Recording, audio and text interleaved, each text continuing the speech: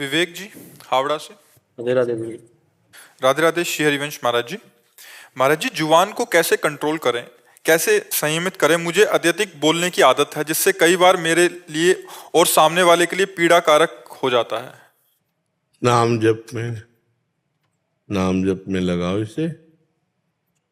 जबान को, उसका ऊपरी भाग जो तालू है, ऊपर का दांतों का जोड़, यहां ऐसे लगा के अब नाम जप करो। अभी करो।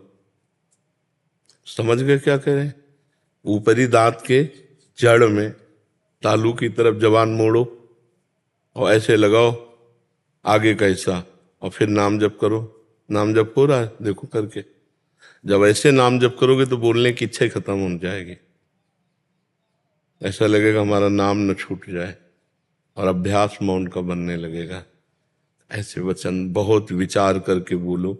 वाणी एक अमोल है, जो कोई बोले जान, ही तराजू तौल के तब मुख बाहरान। अगर वो शब्द किसी को दुख दे रहा है, किसी के हृदय में जलन पैदा कर रहा है, तो वाणी किस काम की? बचने का दरिद्रता। वाणी से ऐसे शब्द क्यों बोले? किसी को बहुत सजा करके, संभाल करके, सत्य, सुखद, हितकर वचन बोले। वाणी को पहले हृदय में तौलिए कि जो मैं बोलने जा रहा हूं, ये वाणी किसी को दुख तो नहीं पहुंचा देगी, किसी को कष्ट तो नहीं देगी। ऐसी वाणी। और नाम जप करोगे तो सामर्थ्य आ जाएगी। नाम जप में जैसे बताया वैसे नाम जप करोगे, इससे विशेष लाभ मिलेगा। आप करना, ठीक है? और जब कभी बोलने का अवसर आवे तो पहले मौन रहो और विचार करो कि जो मैं बोल रहा हूं इससे इनका मंगल होगा, इनका हित होगा, तो हम बोल देंगे। नहीं तो मौन, दांत ऐसे पीस करके उनसे बांध लिए, नहीं बोलना, और नाम चलाओ। तो इससे जो कहें वैसा करोगे तो फिर लाभ मिलेगा। नाम जब करोगे तो खुला ऐसा आनंद और ऐसे मधुर वचन हो जाएंगे कि दूसरे को दुख देने की आपकी हिम्मत नहीं पड़ेगी, क्योंकि हृदय कोमल हो जाएगा। जैसे हृदय मलिन होता है तो कठोर वचन बोल के दूसरों को दुख पहुंचा के वो हर्षित होता है, और जब पवित्र हृदय होता है, थोड़ा भी गलत किसी को, तो हृदय में बार बार दुख होता है, मैंने क्यों बोल दिया, आगे से हे भगवान क्षमा करो, आगे से मैं नहीं बोलूंगा। ऐसा जब हृदय पवित्र होने तो खूब नाम जप करो जैसे कहा, और जब बोलो तो बहुत विचार करके बोलो, तो बढ़िया। बातें हाथी पाइए, बातें हाथी पाओ। संतों ने कहा बात से ही हाथी इनाम में मिल जाए, और बात से ही हाथी के पैर के नीचे कुचला दिया है। अर्थात बात से ही आपको सम्मान और सुख मिल जाए, और बात ही बिगड़ जाए तो आपको दंड और अपमान भी मिल सकता है। तो वाणी बहुत संभाल करके बोली जाए। इससे गाली बोलना, कटु बोलना, दूसरे को दुख देने वाली बात कहना क्यों पाप कमाए? इससे अच्छी बात बोले, दूसरे को सुख देने वाली बात बोले। नहीं, मौन होकर भगवान का नाम जप करें। ठीक है? वासुदेव शर्मा जी, जम्मू से। राधे राधे। राधे राधे महाराज जी। महाराज जी, ईश्वर प्रेम सर्वोपरि है, तो क्या महाराज जी नाम जप से अहंकार भाव मिटेगा? हाँ, नाम जप से सब कुछ हो जाएगा, सब कुछ हो जाएगा। प्रेम मूल यह नाम है, प्रेमी रसिक जपत यह नाम, प्रेम मगन निज बन विश्राम, श्री हरिवंश जहां रहे। प्रेम प्रवाह परे जन सोई, तब क्यों लोक वेद सुधि होई, जब हरिवंश कृपा करी। समझ रहे ना? नाम से ही प्रेम प्रकट होता है, और प्रेम जब प्रकट होता है तो ये कठोर अहंकार का नाश कर देता है। प्रेम सब कुछ संभाल लेगा, और प्रेम प्रकट होता है नाम। जितना अधिक नाम जप करोगे उतने सब ठीक होता जाएगा। अलग से आपको कुछ करने की जरूरत नहीं। एक ये नाम ऐसी औषधि सब ठीक कर देगा। जा सुनाम भव भेषज, हरन घोर त्रयशूल। तीनों तापों का नाश करके, संसार समुद्र से पार करके भगवत प्रेम में डुबो देने की सामर्थ्य नाम में है। कहां कहां लगी नाम बढ़ाई, और राम न सकत नाम गुन गाई। इसलिए खूब नाम जप करो, इसी से सब ठीक हो जाएगा। राजपाला जी। राधे राधे। राधे राधे महाराज जी, आपके चरणों में कोटि कोटि प्रणाम।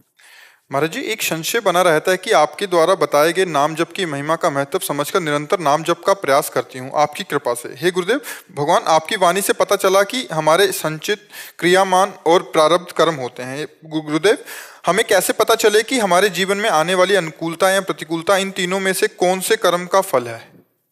महाराज जी, आप कह रहे हैं कि आपके द्वारा पता लगा कि संचित क्रियामान और प्रारब्ध कर्म होते हैं, तो जो हमारे देखो, पहली बात तो है कि जो संचित होते हैं वो गोदाम है, उनका इस जन्म से अभी कुछ लेना देना नहीं।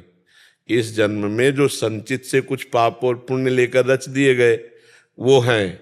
संचित तो इकट्ठा है गोदाम, ये जन्म का वो निर्माण हो चुका, उसमें संचित का कुछ लेना देना नहीं। अब वो प्रारब्ध भोग में सुख और दुख है, और क्रियमाण जो नए कर्म कर रहे हैं उनका अभी से कुछ लेना देना नहीं। संचित का अभी से कुछ लेना देना नहीं, और क्रियमाण का अभी से कुछ लेना देना। क्रियमाण का मतलब नई फसल, संचित का मतलब गोदाम, और इस जीवन का मतलब, प्रारब्ध का मतलब जो पिस करके हमारी रसोई में आ चुका है, अब इसे भोगना है। तो अभी जो वर्तमान में हमारे को सुख या दुख मिलेगा वो पूर्व प्रारब्ध से मिलेगा, और अभी जो हम पाप या पुण्य कर रहे हैं ये हमें आगे का हिसाब किताब मिलेगा। और जो हमारा पाप पुण्य करोड़ों जन्मों का जमा है उसे संचित कहते हैं। किसका प्रश्न है? तो आप समझ पा रहे हैं? हाँ, तो इस समय प्रारब्ध भोग चल रहा है। नया क्रियमाण जो है वो भजन है आपका, वो आगे सुख देगा आपको। अभी तो वर्तमान में प्रारब्ध के अनुसार आप खूब भजन करो। जैसे प्रारब्ध बिगड़ा हुआ है तो आपको बाधाएं आएंगी, विपत्ति आएंगी, दुख आएंगे, ये बातें आएंगी जी। रमेश कुमार जी। जी, राधे राधे। राधे राधे महाराज जी। स्वामी जी, ब्रह्मा, विष्णु जी और महेश जी या फिर ब्रह्म, पारब्रह्म सब एक ही तत्व है, कोई भी नाम जप किया जा सकता है, परंतु श्री गीता जी में कहा है कि दो पुरुष एवं एक परम पुरुष की व्याख्या है, तो सभी कैसे बराबर हुए? श्री गीता जी में कहा ब्रह्मलोक तक सभी लोग पुनरावृत्ति एवं विनाशी हैं, तो ईश्वर के सभी नाम मुक्तिदाता है महाराज जी। इसमें थोड़ा सा आप क्वेश्चन। पहले तो ये बात समझो, आब्रह्म स्तंभ पर्यंतम सर्वम मायामयम जगत, तिनके से लेकर के ब्रह्मलोक तक सब भगवान की माया। माया का मतलब है जो है नहीं, केवल भगवान ही अपने आप को विविध रूपांतर किए हुए हैं। नानात्व में भगवान अपने आप को फैलाए हुए हैं। वही जड़, चैतन्य, स्त्री, पुरुष, मृत्यु लोक, स्वर्ग लोक, जितने भी वो अपने आप से अपने आप का सृजन किए हुए हैं। समझ गए? दूसरी बात, भगवान के जितने अवतार हैं ये सब सच्चिदानंदमय, मायाकृत नहीं है। चिदानंदमय देह तुम्हारी, विगत विकार जान अधिकारी। कोई अधिकारी पुरुष जानता है सच्चिदानंद रूपाय, विश्वोत्पत्त्यादि हेतवे, तापत्रय विनाशाय, श्री कृष्णाय वयम नमः। उन्हीं श्री कृष्ण को भक्तजन भगवान कहते हैं, योगी जन परमात्मा कहते हैं, ज्ञानी जन ब्रह्म कहते हैं।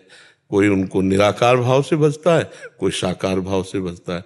अब समस्या क्या है आपको? अब ये है कि जो भगवत गीता है उसमें लिखा हुआ है कि ब्रह्म तक जितने भी लोग हैं सब पुनरावृत्त है, मतलब उनका मतलब विनाशी है। हाँ, विनाशी। दो परार्ध में ब्रह्म लोक नष्ट हो जाएगा। हाँ, मतलब और महाप्रलय तक अक्षर ब्रह्म और उसके बाद पार ब्रह्म तक स्टेबल रहता है, मतलब वैसे ही रहता है ना। देखो, परब्रह्म किसको कहते हैं जानते हो? जिससे मूल प्रकृति प्रकट हुई है। मूल प्रकृति से त्रिगुणात्मिका प्रकृति, त्रिगुणात्मिका प्रकृति से महातत्व, महातत्व से अहंकार, अहंकार से त्रिगुण अहंकार, त्रिगुण अहंकार से पंच महाभूत, पंच महाभूतों से पूरी सृष्टि। और जब हम उसे प्रगट रूप में वर्णन करते हैं तो भगवान नारायण के नाभ कमल से ब्रह्मा, ब्रह्मा से सारी सृष्टि प्रकट हो गई। जब हम प्रगट रूप में, साकार रूप में, ये तत्व रूप से वर्णन है ब्रह्म, तो उसे तुम ब्रह्म कहो, परब्रह्म कहो, परम ब्रह्म कहो, जो कुछ कहो, वो एक ही है, दूसरा नहीं है। अब जब वो एक अपने आप को भूल करके देह मान लेता है तो उसे जीव कहा जाता है। और जो उस वही बिल्कुल वही विराजमान है, जहां जीव कहा जाता है वही विराजमान है। जीव का मतलब समझो, ऐसे दर्पण रख लिया तो प्रतिबिंब जीव और ये परमात्मा, इसको हटा दो तो क्या बचा? परमात्मा। बस देहाभिमान हट जाए तो तुम वही, जानत तुम्हें हो जाए। चौपाई पढ़े हो कभी? ये अभी बिल्कुल ही बच्चा हो, परमार्थ में अभी बिल्कुल बच्चा हो, तो हमें लगता है कुछ दिन डट के नाम जप करो भगवान का, जो तुम्हें प्रिय लगे। नाम मतलब इन से जो भगवत गीता में दिए हुए हैं ना मंत्र, ओम तत्सत, वो भी मतलब आप जपो। प्रणव भी भगवान का ही नाम है। जो तत् है वही सत है, जो तत् है वही सत है, और उसी को प्रणव कहते हैं। उसी को हरि भी कहते हैं ना, हरि ओम तत्सत। हरि भी वही है, ओम भी वही है, और जो तत् है वही सत है। जो पहले जपो, डट के जपो। जपने में ही चिंतन छूटे पहले संसार का, पहले सत्य चिंतन हो, फिर तो वार्ता में आनंद आ जाएगा। अभी तो जैसे आपसे बात कर रहे तो हम लड़खड़ा रहे कि क्या पकड़ाऊं आपको, कौन सी बात बताऊं, क्योंकि जैसे ककारा मात्रा का बढ़िया ज्ञान हो जाए तो फिर शब्दावली पढ़ाने में अच्छा लगता है। तो इसलिए पहले खूब नाम जप करो, संसार का चिंतन छोड़ो, भोगों की वासनाओं से लड़ना सीखो। पहले जो इंद्रिया मन भोगों की तरफ जा रहे हैं, लड़ना, थोड़ा लड़ो उनसे और उनको ना में लाओ, हाँ से उनको ना में लाओ। अभी तो हाँ हाँ करते हुए गुलामी कर रहे हैं हम लोग मन और इंद्रियों की, थोड़ा उनको अपने अंडर में लावें और नाम जप करें तो धीरे धीरे समझ में आ जाएगा। गीता जी में पढ़ा है, मत्ता परतरम नान्यत किंचिदस्ति धनंजय, पढ़ा है, गीता जी का श्लोक है ये। और इसका अर्थ जानते हो क्या होता है? हे धनंजय, मेरे सिवा कुछ नहीं है। मत्ता परतरम नान्यत किंचिदस्ति, किंचन मात्र भी कुछ मेरे सिवा नहीं है। वही है, उसे आप परमात्मा कहो, उसे ब्रह्म कहो, भगवान कहो, कारण कहो, परम कारण कहो, पुरुष कहो, परम पुरुष कहो, जो भी। उस समझाने के लिए जैसे किसी सवाल को समझाया जाता ना, तो मानी संख्या अमुक, तो बोले मानो 2 है। पहले तो नानात्व से 2 में आओ कि एक पुरुष है और एक परम पुरुष है। बोले परम पुरुष परमात्मा है और जो पुरुष है उस परमात्मा के अधीन है।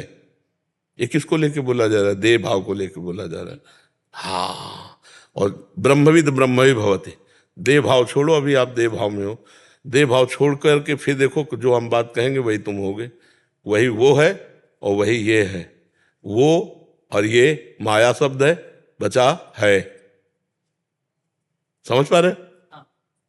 वो और ये माया शब्द है, वो है और ये है, इसे वो और ये हटा दो तो दोनों जगह है, तो वो एक है।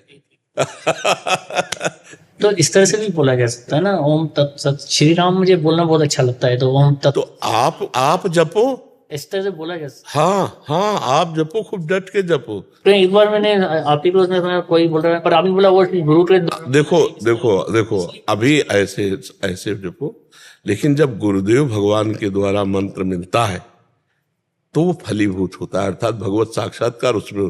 जब आप ये जपोगे ना तो श्री कृष्ण जगत गुरु हैं, वो आपको कृपा करेंगे, वो आपको ऐसे संत से मिला देंगे या आप संत के पास पहुंच जाएंगे जिनके मुख से हम सुन करके फिर जप करें, उनके मुख से। अभी तो लगो, पहले लगो, भगवान में लगो, वो अपने आप रास्ता खोल देंगे। वही जगत गुरु है, कोई व्यक्ति गुरु नहीं होता, भगवान ही गुरु होते हैं। अब वो उनकी सब ऑफिसें हैं, किस ऑफिस से बैठ के बोल रहे हैं उनकी बात है कि नहीं? सब जितनी ऑफिसें सब उन्हीं की है। भगवान कहाँ से बैठ के आपका कल्याण कर दें, आपका मंगल कर दें। पहले लगो, आप पुकारो उनको, वो जैसे जैसे भाव तुम्हारा बनता जाए पहले लगो, जिसमें रुचि हो पहले खूब वो नाम जप करो, आगे भगवान संभाल लेंगे, वो सब संभाल लेंगे, वो इसी से मिल जाएंगे। वो जगत गुरु हैं, उन्हीं को अपना मान करके शुरू कर दो जपना। नंदलाल जी दिल्ली से। राधे राधे स्वामी जी, बैठ जाइए। स्वामी जी, मनुष्य के पैदा होते ही सब सुख दुख उनके प्रारब्ध अनुसार होते हैं, तो क्या इस जन्म के अच्छे कर्म उसके कुछ दुख कम कर सकते हैं? हाँ बिल्कुल। किसका है? हाँ, अगर वो अच्छा कर्म सामर्थ्यशाली हो और हम संकल्प करें तो हमारे प्रारब्ध का नाश हो जाएगा, पर वो इतना समर्थ होना चाहिए जो प्रारब्ध का नाश कर सके। हम उन अच्छे कर्मों में दान पुण्य काम नहीं करेगा, भजन काम करेगा। भगवान का नाम जप रूपी सबसे बड़ा अच्छा कर्म है, वही कार्य कर सकता है, अन्य कोई नहीं कर सकता। पर जब भजन होने लगता है तो ये समझ में आने लगता है कि यार दुख को भोग लो, भजन का खर्चा करो, भजन से तो भगवान की प्राप्ति कर ली जाए। समस्त दुखों का नाश तभी होगा जब भगवान की प्राप्ति होगी। बकाया ऐसी सामर्थ्य है, यदि भजन किया जाए तो प्रारब्ध का क्षय कर देगा। जो तप करे तुम्हारी कुमारी तो भावी मेट सके त्रिपुरारी। अगर तपस्या की जाए, भजन किया जाए तो भावी जो हमारा प्रारब्ध है उसको भी मिटाया जा सकता है, उसको नष्ट किया जा सकता है। साधारण दान पुण्यों से नहीं, दान पुण्य एक अलग शुभ कर्म हो गया और पाप एक अलग कर्म हो गया। तो जब हमारे ऊपर दुख आता है तो पाप कर्म का प्रभाव पड़ता है, वो दान पुण्य से नहीं कटता, वो भजन और तपस्या के द्वारा काटा जा सकता है। समझ पा रहे हैं आप? हाँ, पर इतना भजन और पवित्रता पूर्वक तपस्या ये बड़ा कठिन है। बातें कर लेना अलग है, भजन करना बहुत कठिन है, नहीं? लेकिन कुछ कहते हैं जैसे जो मतलब पिछले जन्म का है वो तो भोगना ही पड़ेगा जो लिखा हुआ है। नहीं, अगर आप भोगना चाहते हैं तो भोग सकते हैं, नहीं तो भजन के प्रभाव से मिटा सकते हैं, पर उस कोटि का भजन होना चाहिए। अब जैसे आपका प्रारब्ध है 1 किलो, हम सरल भाषा में बता रहे हैं, और आपके पास पुण्य है 100 ग्राम, तपस्या है 100 ग्राम, तो 900 ग्राम भारी रहेगा ना प्रारब्ध। अब आपका जब 100 किलो के ऊपर 100 के ऊपर बढ़े तब आपका प्रारब्ध नाश होगा। तो इसीलिए प्रारब्ध बहुत बड़े बड़े बुरे हैं हमारे, और भजन साधन में उतनी दम नहीं कि हमारे कि हम उतना करके उनको मिटा दें। और जो उतना कर ले गए तो उनके अंदर ज्ञान पैदा हो जाता है कि आज शरीर तो छूटेगा ही, आज नहीं तो कल हम इस भजन का प्रयोग भगवान की प्राप्ति में कर लें, दिव्य धाम की प्राप्ति के लिए कर लें। तो इसलिए बड़े बड़े संतों में भी देखा जाता है वो प्रारब्ध भोग लेते हैं अपने शरीर का, वो मिटाते नहीं है। क्योंकि जैसे ब्रह्मास्त्र का प्रयोग मच्छर मारने के लिए थोड़ी उचित है, ऐसे भगवान के भजन का प्रयोग प्रारब्ध से, वो तो भोग से भी नष्ट हो जाएगा, पर जो करना चाहे तो कर सकता है। भजन का ऐसा बल है, पक्का कर सकता है, हाँ बिल्कुल कर सकता है, इसमें कोई संशय नहीं है। कर तुम अकर तुम अन्यथा कर तुम, भगवान के भजन से क्या नहीं हो सकता, क्या नहीं हो सकता। पर अगर संतों को बड़े बड़े देखो तो बड़े बड़े रोगों से ग्रसित मिलेंगे, तो आपको लगेगा कि ये अगर इतनी सामर्थ्य है तो अपना रोग क्यों नहीं मिटा लेते। भाई रामकृष्ण परमहंस जी के गले में कैंसर, बड़े बड़े संतों, ये कुछ भागवतिक विधान होता है कि जैसे आपको पुराने कपड़े में कई दाग लग गए हैं तो आपको क्या परेशानी है। पुराना कपड़ा है और आपको फेंकना ही है, और वो कई दाग लग रहे हैं और दाग लग जाए तो उसमें क्या फर्क पड़ेगा। ऐसे है हमारे लिए, अब तो इसको जाना ही है, जहां 10-20 तहाँ और 10-20 आ जाए, क्या परेशानी होती है। अगर कहा इसके मिटाने की बात आ जाए तो मिनट नहीं लगेगा, क्योंकि पापई से तो है कर्म का फल, पापई से तो है, तो उसका जो जो ट्रांसफर करो अभी सब, पर फिर वो जीवन का लक्ष्य बिगड़ जाएगा। जीवन का जो लक्ष्य है, जिससे कठिनता पूर्वक जो कर करके सबका मंगल हो, सर्वे भवन्तु सुखिनः सर्वे वो फिर स्वार्थ में आ जाएगा। ऐसा मतलब स्वार्थ में फिर वो जो काम होना है वो नहीं होगा। तो अब जैसे सकामी पुरुष अपने लिए करे तो नाम जप करके वो कर सकता है, उसमें कोई दुर्लभता नहीं है जी। अखिलेश जी। जी, राधा वल्लभ सिंह हरिवंश। श्री हरिवंश महाराज जी, आपके चरणों में कोटि कोटि प्रणाम। महाराज जी, मुझ अधम के शरीर की धर्मपत्नी का भी देहावसान होने के बाद आप गुरुदेव से भगवत मार्ग की शरणागति प्राप्त हुई। मेरे परिवार में सिर्फ मात्र छोटा पुत्र है और मैं ही हूँ, अन्य कोई शेष नहीं रह गया। क्या मैं अब भी ग्रस्त की श्रेणी में हूँ? क्या मैं मेरे लिए कोई कर्तव्य शेष रह गया? हाँ बिल्कुल, वो इसका थोड़ा पढ़ाई लिखाई करके इसका ब्याह कर दीजिए। क्यों बच्चा है, अच्छे कोई नौकरी में चले जाओ और बढ़िया ब्याह हो जाए तो ठीक रहेगा ना। अभी तो पढ़ना है गुरुजी। पढ़ना है, पढ़ के फिर क्या करना है? सेवा करनी है किसकी? पिता की। हाँ उत्तम बात है, वो नौकरी से होगी, कोई न कोई अच्छी नौकरी करके अर्थ के द्वारा अपने पिता की जैसे धामवास करना चाहें, ये विरक्त भाव से रहना चाहें, पर अभी आपका कर्तव्य है इसकी लाइन क्लियर करना। तो उस पे आपको ध्यान देना है कि आप कैसे क्लियर कर सकते हो, विरक्त रहकर कैसे क्लियर कर सकते हो, गृहस्थ रहकर कैसे क्लियर कर सकते हो, ये आपको अंदर से देखना। अंदर से विरक्त रहकर इसी स्थिति में रह के इसका ब्याह तक आपका कर्तव्य विशेष है।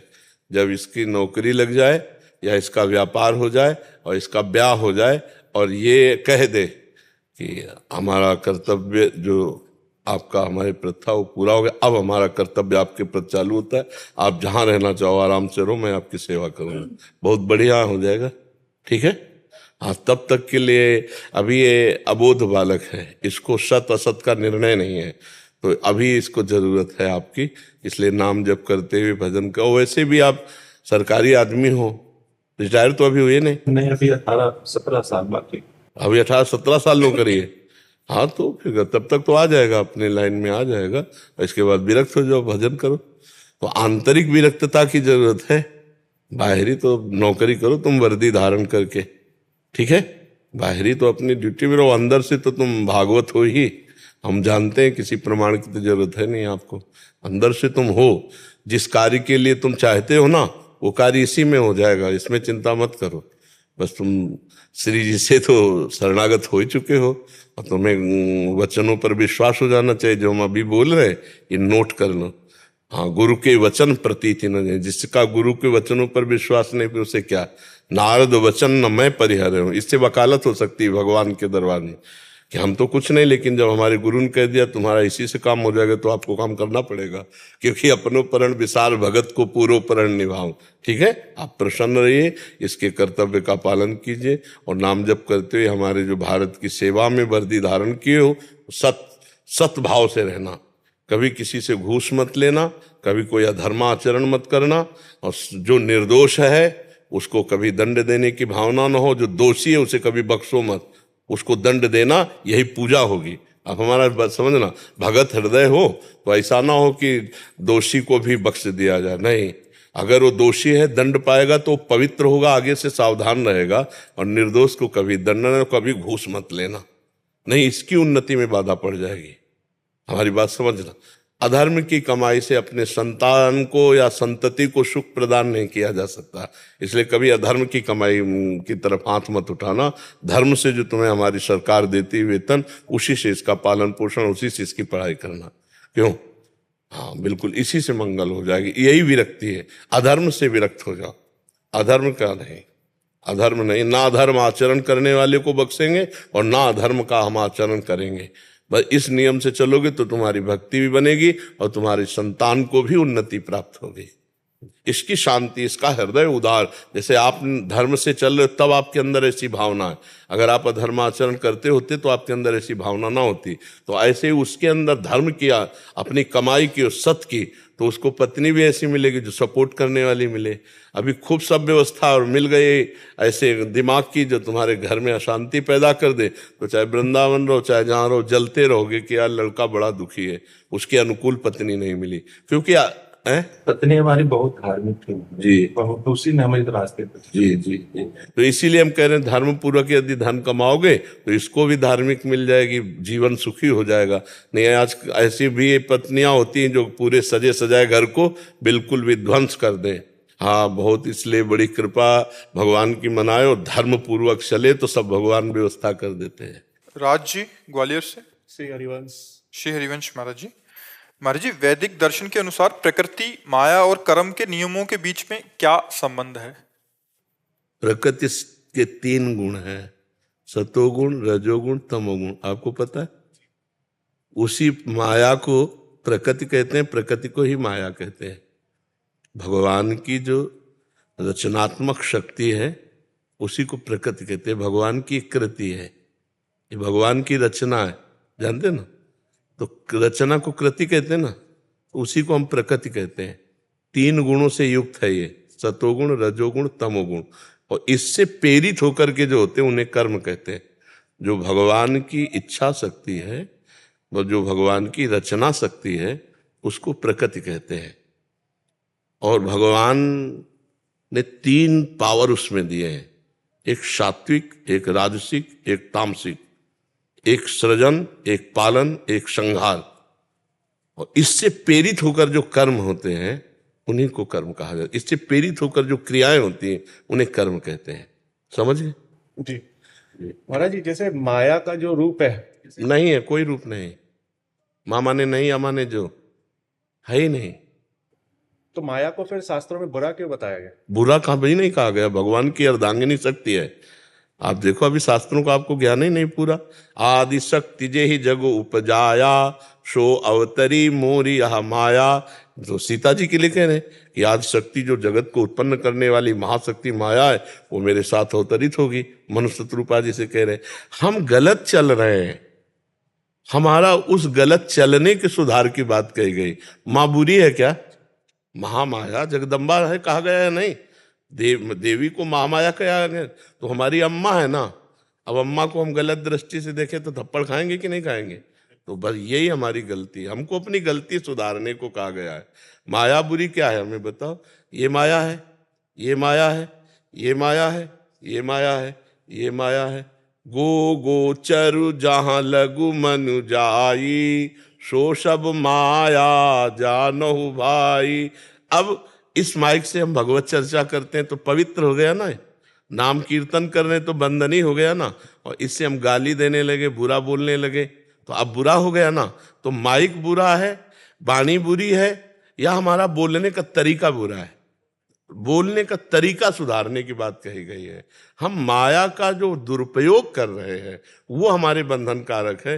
नहीं तो माया रोटी है, माया पानी है, माया ये शरीर है। वही रोटी पानी पाके इस शरीर से हम तपस्या करते हैं, हम भजन करते हैं, तो आप हाथ जोड़ रहे हो। हम जो बुरा प्रयोग है हमारा वो बुरा है। हमारे में बल दिया है, हम किसी को बचा सकते हैं, किसी की सेवा कर सकते हैं, किसी का सहयोग कर सकते हैं। अब हम किसी का शोषण कर सकते हैं, किसी को मार सकते हैं, किसी को दुख दे सकते हैं। अब इसमें हमारे विचार गलत है या माया गलत है? विचार। तो हमको विचार शुद्ध करने की बातें शास्त्रों में मिली है। कहीं भी माया बुरी कही गई तो हमें बताओ कि ये माया बुरी है। मान लो हमारी बहन है तो बहन है, और दूसरे की बहन है तो हम माया कह देंगे उसे क्या? स्त्री माया नहीं है। तुम्हारे विचार में जो बैठ गई है दुर्गंध, जो दुर्विचार, उनको त्याग दो। तो अपनी बहन तो पास खेले बैठे, हमें क्या बुरा लगेगा? विषय वस्तु के संदर्भ में कह रहा था, सांसारिक जो विषय वस्तु है वो भी एक माया का रूप है। हाँ, कौन सा विषय? जहर है, पहले हमारी सोच, जहर है मारता है ना, लेकिन जहर को जब डॉक्टर शोधते हैं ना तो जीवन बचाने का काम करता है ना। ऐसे क्यों मरो जहर खा के? वही जहर जीवन देता है जब डॉक्टर से शोध के। कुछ बुरा नहीं बच्चा है। हर चीज की बहुत आवश्यकता है, हर चीज की आवश्यकता है। आप कौन सी ऐसी क्रिया, कौन सी ऐसी, उस पे आप बिंदु पे रखो, हम आपको बताते हैं गलत क्या है। ऐसे रखो। जहर से ज्यादा बुरा क्या चीज होती है? लेकिन जहर जीवन बचाने के काम में आता है। ऐसे ऐसे इंजेक्शन, जो जहर के इंजेक्शन दे तो जीवन बच जाएगा। ऐसे बच्चा, भगवान ने सारी चीज सदुपयोग के लिए बनाई। हम जो दुरुपयोग मानव होकर के कर रहे हैं, पर यही खतरनाक बात है। अगर हम दुरुपयोग छोड़ दे तो बच्चा कुछ बुरा नहीं है, कुछ बुरा नहीं। शौचालय बहुत बुरी चीज है, लेकिन रसोई तभी सफल है जब शौचालय की व्यवस्था हो, है ना? देखो ये रसोई है, यहां से जाती हो, यहां शौचालय है। हमें लगता है कि अगर हम सही चल रहे हैं तो बुरा कुछ है ही नहीं, और हम बुरे चल रहे हैं तो सही कुछ है नहीं। तो इसमें हमारी दृष्टि हुई या इसमें भगवान या कोई माया या कोई प्रकृति? कितना सुंदर सब कुछ है। जब हम सुंदर विचार वाले हैं तो कितना सुंदर सब कुछ भगवान ने रचा है, और असुंदर विचार वाले हैं तो कितना असुंदर है। तो ये दृष्टि हमारी वैसी सृष्टि हो गई, बकाया कहीं कुछ गलत नहीं बच्चा। महाराज जी, जैसे शास्त्रों में लिखा हुआ है कि ब्रह्म सत्य जगत मिथ्या, तो हम भ्रम को ऊपर रखते हैं, तो ये जगत ही माया भी नहीं। तो आप और आगे भी चलो ना, सवाल पहले हल थोड़ी हो गया इतने से। ब्रह्म सत्यम जगन मिथ्या से सवाल हल हो गया क्या? सवाल शुरू हुआ है, सवाल हल होता सर्वम खलमिदम ब्रह्म ने नानास्ति किंचन। अधूरा ज्ञान तो संशय में फंसा देता है, पूरा ज्ञान पढ़ो। यहां अभी तो ये शुरू हुआ है, यहां से सवाल यहां से शुरू हुआ है, और पूरा जहां हुआ वो हम तुम्हें बता रहे हैं। सर्वम खलमिदम ब्रह्म ने नानास्ति किंचन। ने नानास्ति किंचन का मतलब होता है एक कण भी ऐसा नहीं जहां ब्रह्म ना हो। सर्वम खलमिदम ब्रह्म, सब कुछ ब्रह्म है। सवाल यहां से शुरू हुआ, ब्रह्म सत्यम जगन मिथ्या। क्योंकि जगत में फंसे हो ना, तो ब्रह्म तक पहुंचने के लिए पहले हटो, और जब हट के दिखाया गया तो बोले सर्वम खलमिदम ब्रह्म, सब कुछ वही था जिसे तुम झूठ मान के आए हो ना, वही है सब कुछ।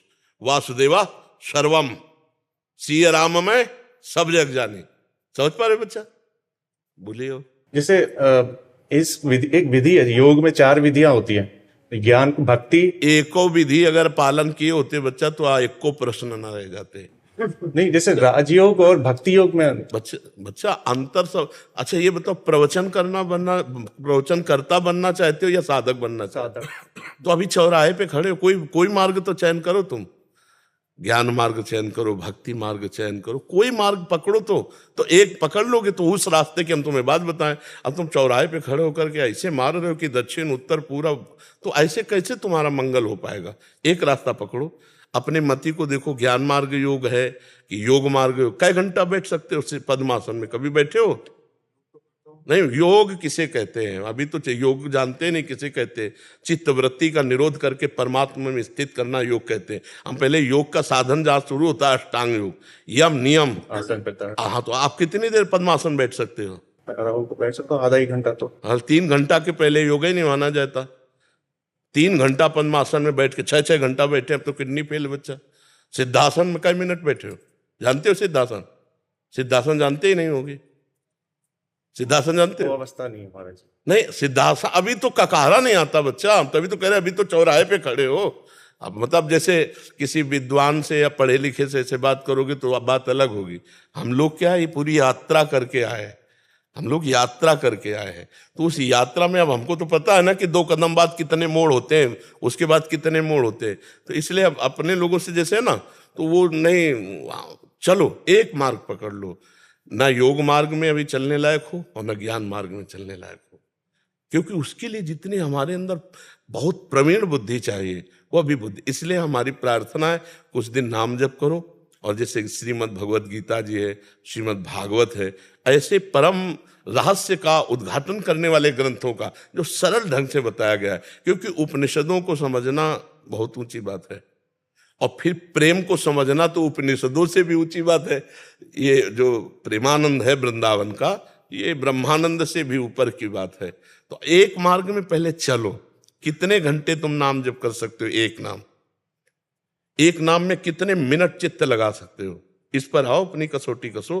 कि जैसे हमने एक बिंदु रख लिया, कृष्ण, हम उसे एक बिंदु माने, कृष्ण, राधा। अब हमारी आंतरिक दृष्टि रहेगी राधा राधा राधा राधा।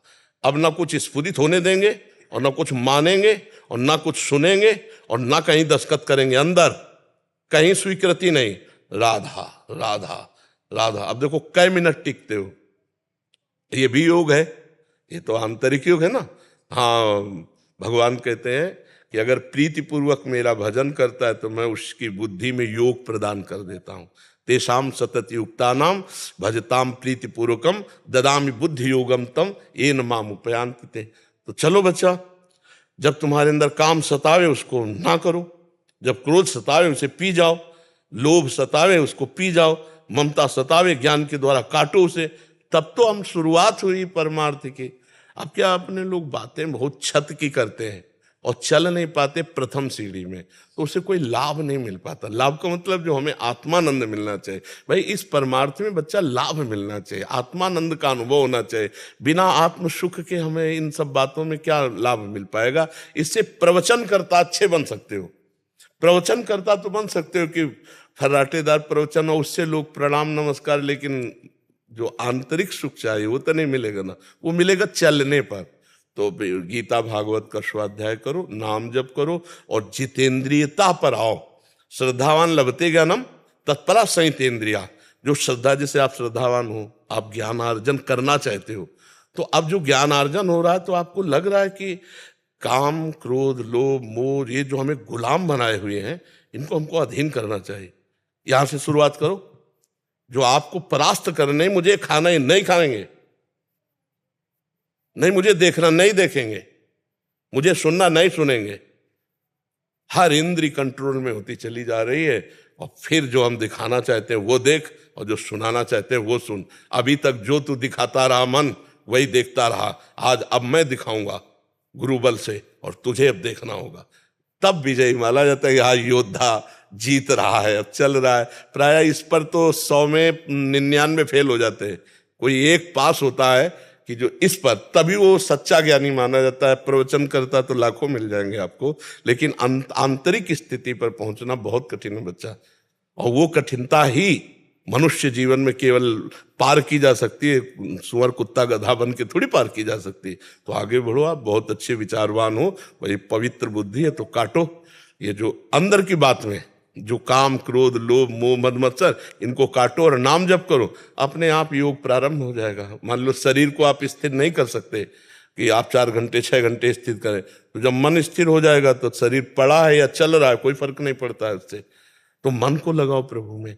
सा वै मनः कृष्ण पदार बिंदयो।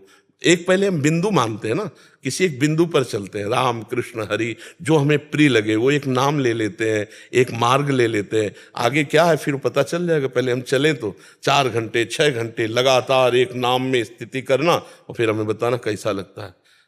रोने लगोगे बच्चा, आनंद अश्रु चलने लगेगा और लगेगा निहाल कर दिया प्रभु। आपने निहाल कर दिया। हम जो कह रहे हैं उसे मानो। 6 घंटे जीवन में जब तुम्हें समय मिले तब लगा के देखना, 6 घंटे एक जगह स्थिति, फिर हमें बताना कि योग किसे कहते हैं। अभी बच्चा 10 मिनट नहीं एक जगह टिक पाएंगे, देखो ना अंदर से 10 मिनट एक जगह नहीं टिक पाएंगे। 10 मिनट तो बहुत होते हैं, बहुत होते हैं 10 मिनट एक जगह टिक जाना।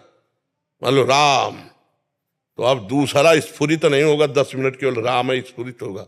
और इसके लिए अपने लोगों ने लड़ाई लड़ी, पूरी पूरी रात लड़ाई लड़ी, पूरा दिन पूरी रात, न खाना न पीना, न देखना न सुनना, ऐसे खंडहरों में काशी के घाटों में रहना कि जहाँ केवल कबूतरों की आवाज आ रही, मनुष्य वहां पहुंच ही नहीं सकते, वहां जाएंगे ही नहीं।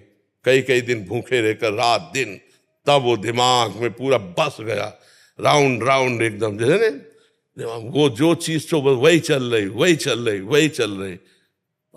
तब देखा है न भोजन की चिंता न प्यास की चिंता। काशी तो अन्य क्षेत्र है, एक से एक मारवाड़ी क्षेत्र, चाहे हलवा खाओ चाहे रबड़ी खाओ बटरई खाओ, कभी घाट छोड़ करके नहीं। एक निष्ठा, एक नियम, जो हमारे पास आ जाएगा वही पाएंगे। तो महादेव जी भी कृपा करके देखते थे परीक्षा, देखते हैं कैसे। तो कई कई दिन जब भूख से व्याकुल चित्त होता, उसी समय मंत्रा का, ए तू देह नहीं है, ये प्राणों का धर्म है भूख प्यास, तेरा धर्म नहीं, तो इनका साक्षी है, बस साक्षी मात्र।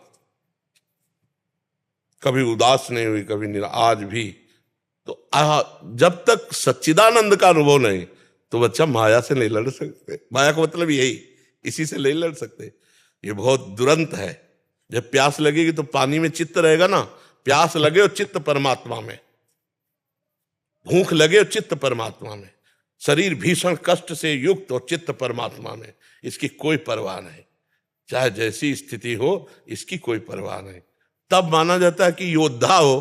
अब अभी केवल एक पटाखा छूटा हो भाग पड़े नहीं, और बोले घर में अपनी पत्नी के सामने कह रहे थे हम बहुत बड़े शूटर हैं नहीं राइफल के, और पटाखा छूटा भाग पड़े। तो अब एक छोटा सा कष्ट आया भाग पड़े परमार्थ, बोले हमारी श्रद्धा खत्म हो गई, हमारा भी ये हो गया वो। ये योद्धाओं का काम है कि जैसे हजारों घाव लगे फिर भी दुश्मन की तरफ बढ़ता चला जाए, ऐसे लक्ष्य की तरफ बढ़ता चला जाए। हर कष्ट हर बात में हम अविनाशी हैं, अविनाशी के बच्चा है, भगवान का अंश हूं मैं, फिर आगे बढ़ो। ये हम आपके अंदर जोश भर रहे हैं। इसी जन्म में भगवत प्राप्ति कर सकते हो, इसी जन्म में शुद्ध ज्ञानी हो सकते हो, इसी जन्म में शुद्ध योगी हो सकते हो। और अभी समय है, थोड़ा समय और क्रॉस करके फिर नहीं निकल पाओगे। जब शरीर में जवानी होती है तो इसी जोश में निकला जाता है, क्योंकि परीक्षा तो इसी में है ना। अब जैसे मान लो एक हमको 70 वर्ष के मिले पति पत्नी, और उनका महाराज जी अब हम दोनों ब्रह्मचर्य से रहते हैं। 70 वर्ष में ब्रह्मचर्य से कोई मतलब कोई, अब ब्रह्मचर्य से 17 के हो फिर बोल रहे हम ब्रह्मचर्य से रहते हैं। आप समझ में आई बात है। अरे 17 से 40 तक जो कहे मैं ब्रह्मचारी, तो हम उसकी चरण वंदना करते हैं। वाह, ये है मतलब। जब भाई तैराक तो तभी हो जब नदी उफान में हो और फिर क्रॉस करके दिखाओ, तब तो तैराक वाला। तैराक उसको थोड़ी कहते जो उसमें भरे हुए पानी पे, हाँ स्विमिंग पूल में तैयार उसे ले अब बुढ़ापा का ब्रह्मचर्य स्विमिंग पूल समझो जवानी में ब्रह्मचर्य है बाढ़ी हुई यमुना जी, बाढ़ी हुई यमुना। जवानी को मतलब देख लो, अब आप लोग जवान हो, कैसा दिमाग होता है। ऐसे दिमाग में ब्रह्मचर्य रहना, ऐसे दिमाग में भूख प्यास कष्ट सहकर परमात्मा की प्राप्ति के लिए चलना। अब तो बहुत कठिन बच्चा, कलयुग का समय, मोबाइल हाथ में, मोबाइल हाथ में। आज तक हमें मोबाइल नहीं रखा, हमें चलाना भी नहीं आता, और हम चलाना भी नहीं सीखना चाहते। हाँ तो महाराज जी, आपका और आपके जो साधक बाबा जी, उनका बहुत धन्यवाद है कि YouTube पे आपके माध्यम से सबको सत्संग मिल पाता है और वो उस पथ पे चल पा रहे हैं। जी जी, ये तो हाँ, यही लोग प्रयास ने तो पहले तो हम इसका निषेध किया, फिर कई लोगों ने, 2-4 जन हैं, उन्होंने कहा महाराज जी जब हम ही कई बार सुनते हैं इसको तो ज्यादा लाभ मिलता है, इसलिए टेप कर लेने दीजिए। फिर धीरे धीरे यूट्यूब में डालने लगे कि चलो भाई, इससे है कि हजारों लोगों को सुनने को मिल जाएगा जो यहाँ नहीं बैठ सके। अब देखो यहाँ बैठे तो 20, 25, 30 बैठे हो गए, तो कम से कम यूट्यूब के द्वारा लाखों लोगों को सुनने को मिल जाता है। नहीं प्रगट में इतना कहाँ लाभ मिल पाता। इसलिए इन लोगों ने चाहा तो हमने भी स्वीकृति दे दी कि अगर बाहर सुनना हो, उससे लाभ दिखाई देता है। महावीर सिंह जी दिल्ली से। राधे राधे स्वामी जी। पूजनीय स्वामी जी, आपके चरणों में कोटि कोटि प्रणाम। स्वामी जी, हम 4 पीढ़ी से राम जी के उपासक हैं, राम नाम का जप करते हैं। ये शिक्षा हमें स्वर्गीय धर्म सम्राट करपात्री जी महाराज जी से 90 वर्ष पहले मिली थी। लेकिन महाराज जी, किसका प्रश्न? अच्छा, मैं 2 वर्षों से आपका सत्संग एवं एकांतिक वार्तालाप सुन रहा हूँ। महाराज जी, मैं आपके सत्संग से प्रभावित होकर इस शंका का समाधान चाहता हूँ कि मैं राम जी के और आपके बिना नहीं रह सकता। मेरा कल्याण मार्ग क्या रहेगा? राम राम जपिए और हमें अपना दोस्त मानिए, हमें अपना मित्र मान लीजिए और राम राम जपिए, ठीक है?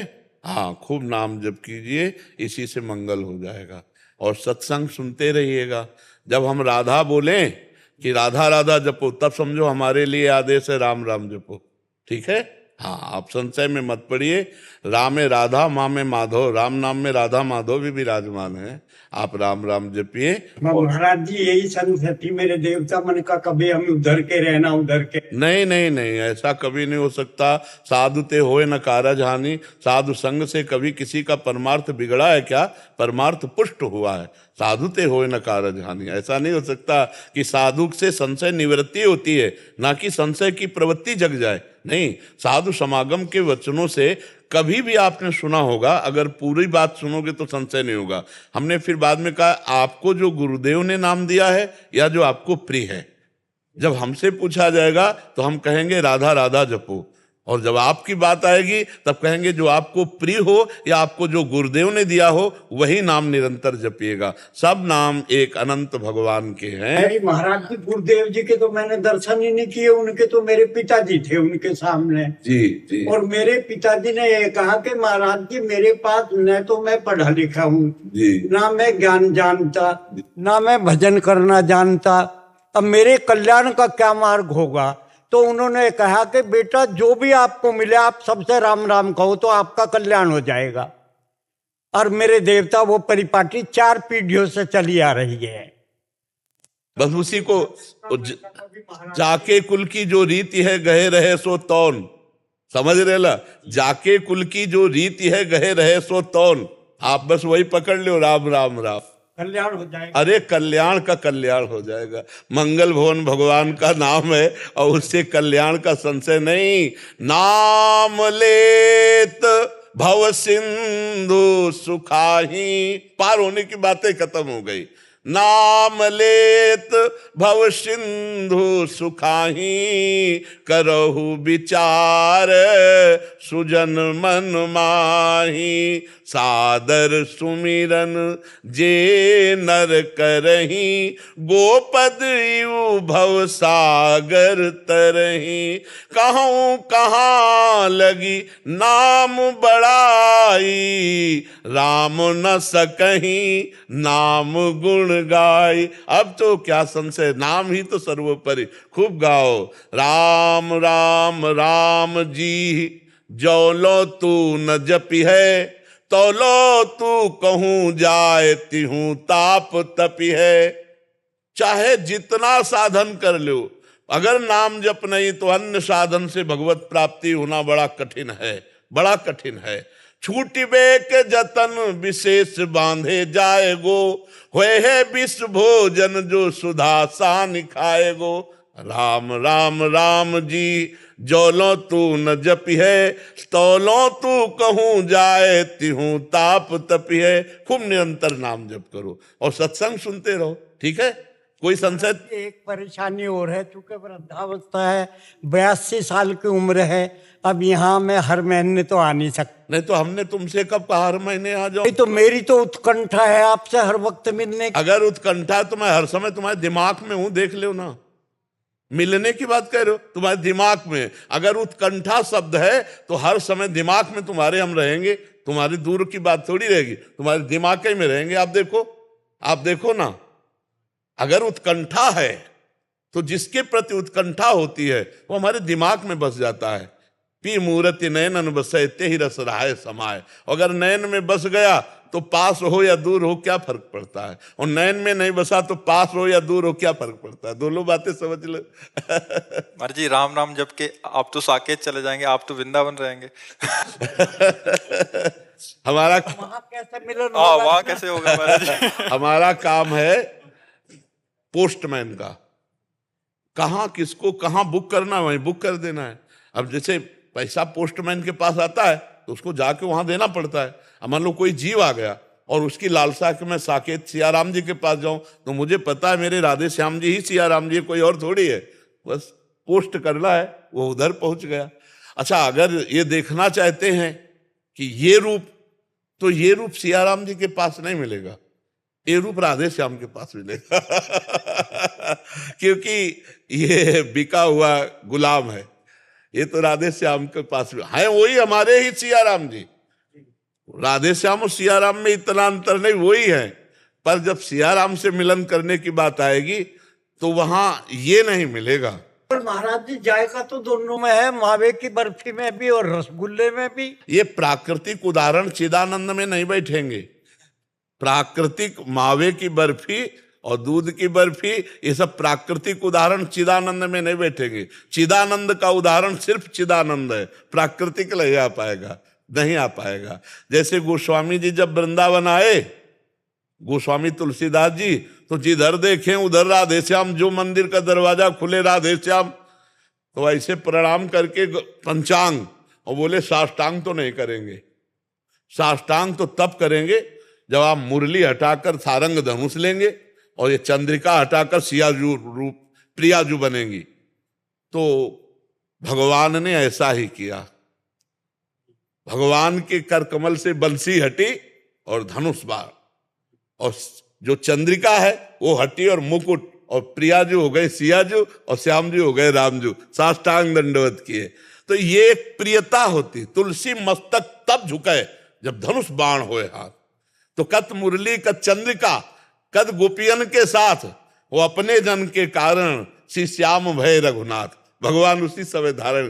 तो ये चिदानंद बात है प्रेम की। अब जैसे हृदय से पूछा जाए, इतना भी अंतर न राम जी में है, न श्याम जी में है, न प्रियाजू में, न सियाजू में। पर प्रीति की बात जब आएगी तो फिर जहां प्रीति होती वही मन भागता है ना। हाँ, नहीं, ये प्रियता का है तो वही हमारे प्रभु, हमारे ही प्रभु सिया राम। पर प्रियता, प्रियता जहां आती है तो फिर वही, ये तो प्रियता का देश है, वही राम है, वही श्याम है। लेकिन जब प्रीति हो गई, तुलसीदास जी के गुरु भाई थे नंददास जी, और नंददास जी श्याम जी के उपासक वल्लभाचार्य जी महाराज है ना, तो जो श्रीनाथ जी हैं उनके आसक्त हो गए, श्रीनाथ जी के। तो तुलसीदास जी ने लिखा, हमारे राम जी में क्या कमी थी जो तुमने श्याम जी, बोले कमी की बात ले, उसने मुरली बजा के हमारा चित्त चुरा लिया है, हमारा चित्त। और बोले गुरु जी ने भी तो नाम रखा था नंददास, तो नंददास तो नंद के लाडले ने हमारे चित्त को चुरा लिया। नंददास जी गोस्वामी तुलसीदास जी के गुरु भाई थे और श्रीनाथ जी को पद सुनाते थे। अष्ट आचार्यों में वो एक आचार्य है नंददास जी। जैसे कुंभनदास जी, सूरदास जी, ऐसे गोविंद स्वामी जी, छीत स्वामी जी, ऐसे श्री नंददास जी। तो खूब प्रीति करो, जब तक जीवन है खूब नाम जप करो और सत्संग सुनते रहो, बढ़िया आनंद रहेगा। और साकेत में जब जाओगे तो वहां सिया राम जी, हनुमान जी, लक्ष्मण जी, ये सब परिकर मिलेगा। हाँ, अब हमारी खोज करोगे तो वहां नहीं मिलेगा फिर आप यहाँ तो मिल जाओगे जी, यहाँ तो मिल ही रहेगा। तो बस यहीं से संतोष कर लो महाराज जी, आप दोनों कवि हैं महाराज जी। तो दो पंक्तियां आपके लिए लिख के लाए थे और आपको सुनाना चाहते थे। राधे राधे महाराज जी, कुछ भाव सुमन लेकर आए हैं। और एक सपना था, और मेरे से ज्यादा मेरी पत्नी ने मुझसे कहा जाओ दर्शन करो, मिल के आओ। और आपको जब सुना, बस भाव सुमन है सर, स्वीकार कर लीजिए। भुलाकर व्याधियां तन की स्वयं आनंद हो जाना, श्री राधे से कर अनुबंध फिर स्वच्छंद हो जाना।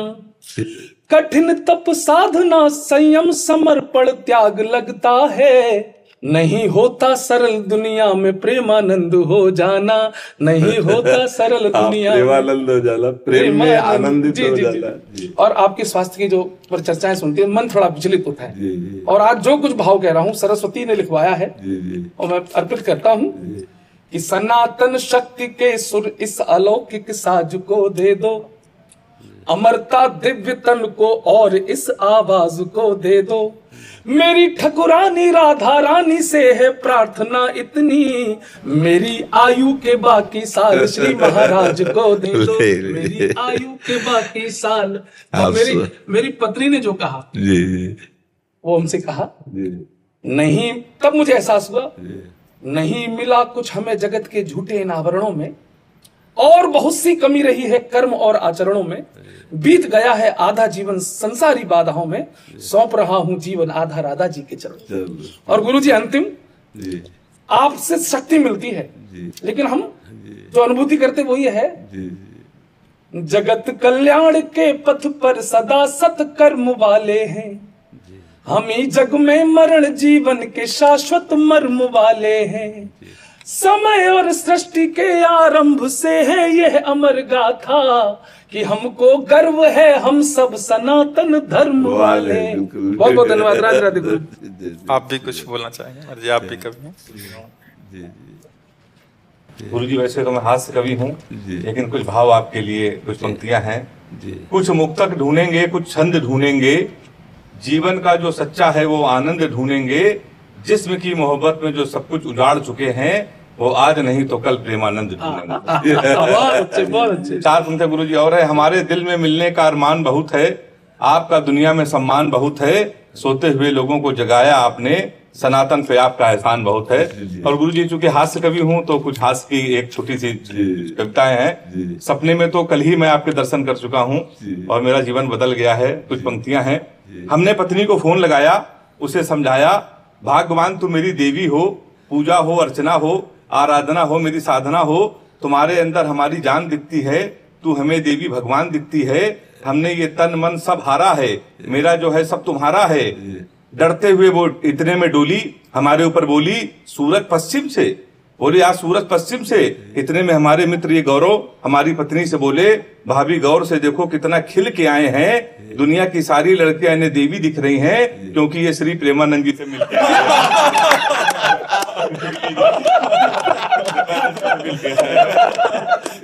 और गुरु जी चलते चलते आपसे आशीर्वाद लेना चाहता हूँ चार पंक्तियों में, कि मुंबई भी चमके ठाणे भी चमके, मुंबई भी चमके ठाणे भी चमके, दिल्ली के संग संग हरियाणा भी चमके।